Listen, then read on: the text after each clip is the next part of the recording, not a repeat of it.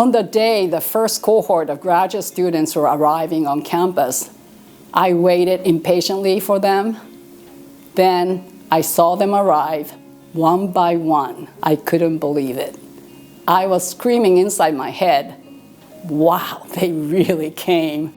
At the graduate school opening on September 2nd, 1994, we received a message from the founder. The mission of Soka University of America is to foster a steady stream of global citizens committed to living a contributive life.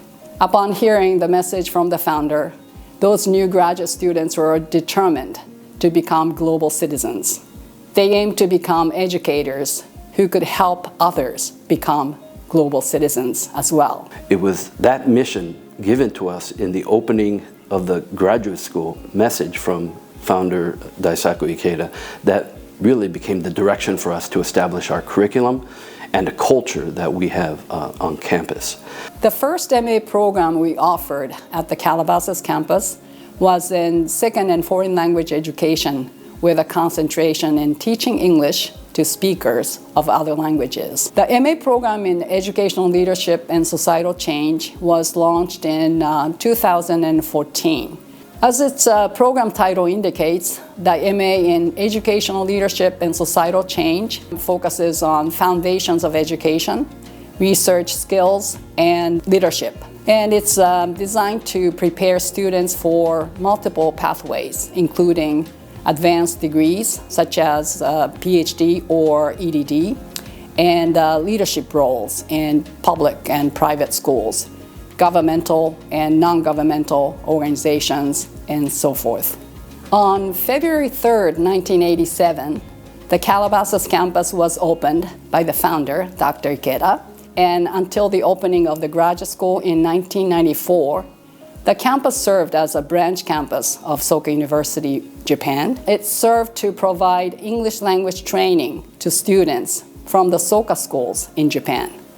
And it continued to do so even after the graduate school was established. At the Calabasas campus, we welcomed each year a total of 500 students from the Soka schools, including Soka University, Soka Women's College, and Tokyo and Kansai Soka high schools. And those programs were offered under the graduate school because of its focus on English language education. Even after relocating to Aliso Viejo, the graduate school has continued to provide an English language program to Soka Women's College students each summer. We also offer the Summer Bridge program in parallel with the Soka Women's College program. In 2001, our Aliso Viejo campus opened, and eventually the graduate program moved from the Calabasas campus to Aliso Viejo. Because of the Bridge program, I feel like we felt much closer to this campus, and hopefully, the undergrad students felt closer to us, us in Calabasas too. So I think before the merge happened in 2007, we were given the chance to work together thanks to the Bridge program. The father of Soka education is Tsunetsuburo Makaguchi. He was an educator in pre-war Japan, elementary school principal, and he really wanted to move education away from rote memorization to really a focus on the happiness of the student. Mr. Makaguchi had a protege and his good friend Josei Toda, who was a math teacher. During the war, Mr. Makaguchi and Mr. Toda were branded thought criminals for their religious belief and their reform efforts, and they were imprisoned. And unfortunately, Mr. Makaguchi died in prison.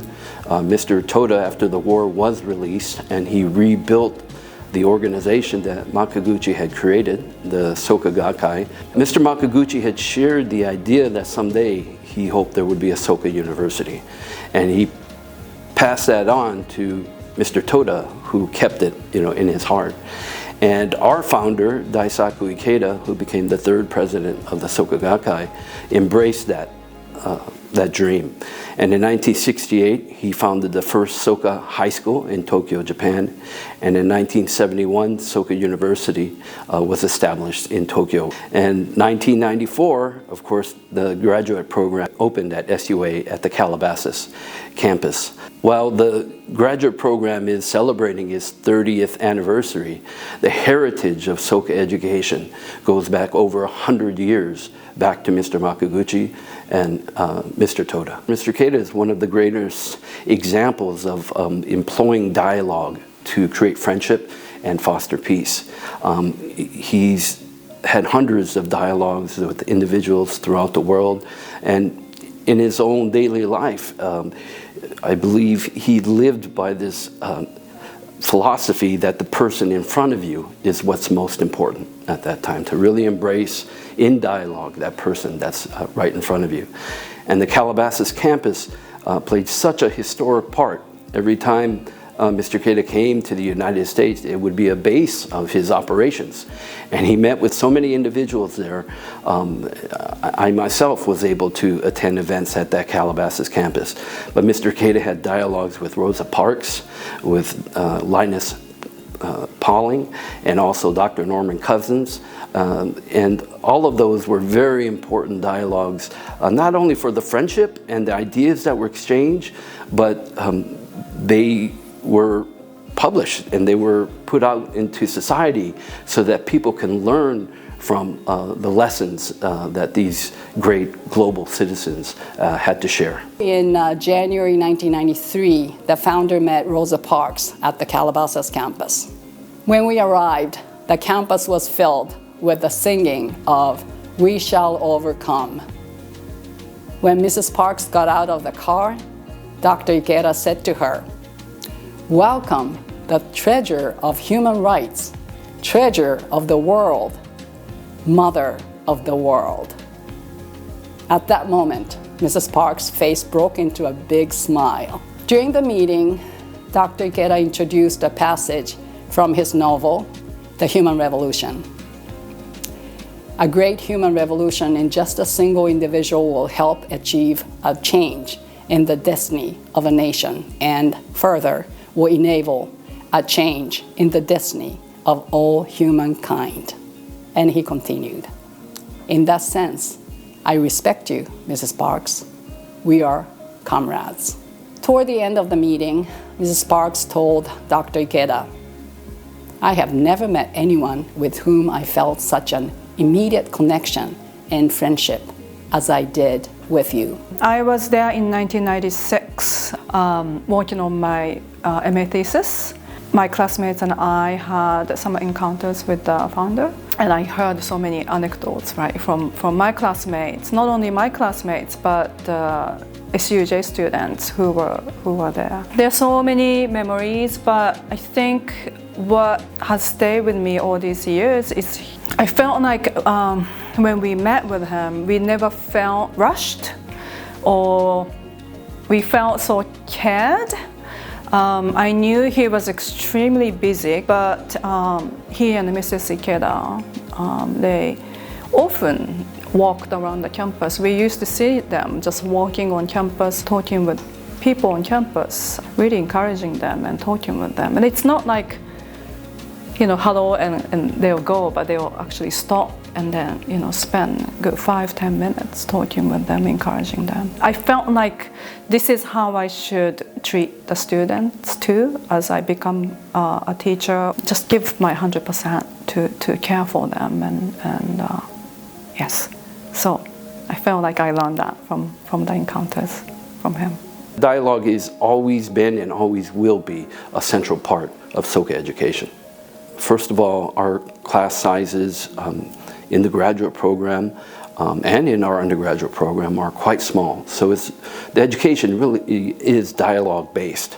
But our founder, Mr. Keita, has also reminded us that dialogue is a tool of a global citizen to foster peace in their community. The professors that I met at SUA master's program, they were so different, you know, from the teachers that I met in the past.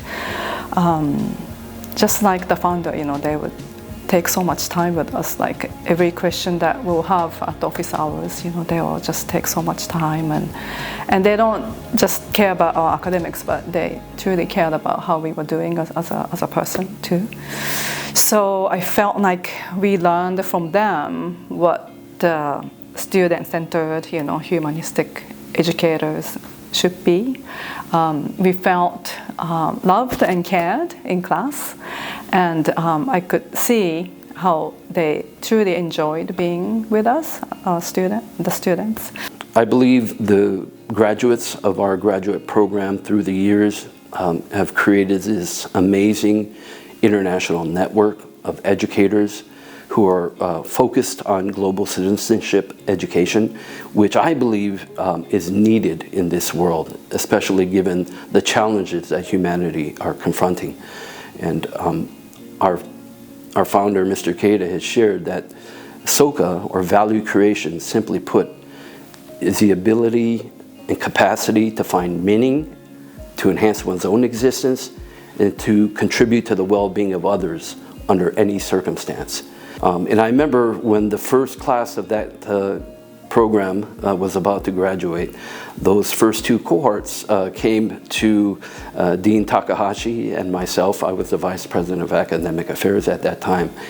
And they said that in 1996, when Mr. Keita first really talked about global citizenship education related to Soka University of America, he had a proposal in there that we would someday hold a World Summit of Educators. And so Dean Takahashi and I embraced the proposal from the two cohorts of the graduate students. And that summer, we held the first World Summit of Educators, which was an amazing event bringing together educators at all levels from throughout the world. The mission of the graduate school is to foster a steady stream of global citizens committed to raising global citizens. I am proud of our alumni who have contributed greatly to global citizenship education around the world. I feel like there are so many opportunities for publishing together, possibly doing research together. There has always been a talk about starting Soka institution in many countries. So this would be a starting point. This reunion, I feel like I want to make it that way, a starting point for more collaboration and deepening the network of Soka alumni. I feel that the steady stream of global citizens we have fostered is flowing deep and wide and creating more streams of younger generations. It's always a great joy, for instance, to see my students come to SUA to study. There are so many students here currently and also in the past at the Aliso Viejo campus who were taught by the alumni of the master's program. So if I think about this, it's just so amazing how when you think about the history of Soka institutions from 1968 when the junior high and high school Soka School opened in Tokyo, and then SUJ opened in 1971. And then when you think about the history, it's amazing how it's almost like the founder knew exactly what he wanted us to do. What a great fortune it is to see those generations after generations of global citizens streaming into the garden of Soka University of America and out into the world. I can envision that those younger generations will also become global citizens and global citizenship educators and leaders, and just like their teachers and parents. The founder said that 30 years usually is like a time when the new generation takes over the old generation. So as one of the old generation, I definitely want the younger leaders, right, to take the lead, and I'll continue to support, of course, but I want them to take the lead and see, I'm excited what the next 30 years will be like. I still cannot believe 30 years have passed I look forward to the graduate school continuing to thrive with its pioneering spirit alive forever.